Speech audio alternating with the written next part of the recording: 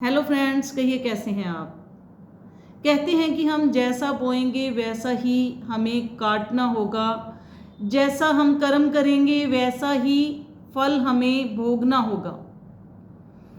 तो आज की स्टोरी कुछ इसी पर। एक बार एक संत जी प्रवचन कर रहे थे और उनके शिष्य बड़े ध्यान से सुन रहे थे। संत जी ने कहा कि सत्संग में आने से हमारे कर्मों का जो फल है वो कम हो जाता है।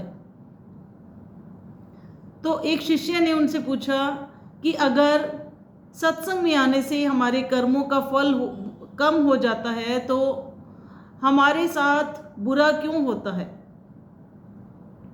हमारे अगर कर्म कट जाते हैं तो हमारे साथ बुरा क्यों होता है। तो संत जी ने इस पर उसे कहा कि ये सामने लगभग 1 किलो का पत्थर पड़ा है, तुम इसे उठाओ और ऊपर जाकर इसे मेरे सिर में फेंक दो।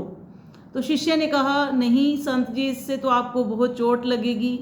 तो संत जी ने कहा कि इसके बराबर की रुई तोलकर, बराबर वेट की रुई तोलकर तुम ऊपर ले जाओ और उसे मेरे ऊपर फेंको, तो क्या उससे मुझे चोट लगेगी। तो शिष्य ने कहा कि नहीं, उससे आपको चोट नहीं लगेगी। तो संत जी ने उसे समझाते हुए कहा कि इसी तरह से सत्संग में आने से होता है कि जो हमारे पत्थर जैसे कर्म होते हैं वो सत्संग में आने से वो रुई की तरह हो जाते हैं और हमें उनका फल तो भोगना पड़ता है लेकिन वो हल्के हो जाते हैं। मीन्स कि हमें पता नहीं चलता कि उन कर्मों को कैसे हमने, उसका फल हमने भोग लिया, उन कर्मों को हमें कैसे भोगना पड़ा। हमें वो थोड़ा लाइट हो जाता है उस रुई की तरह।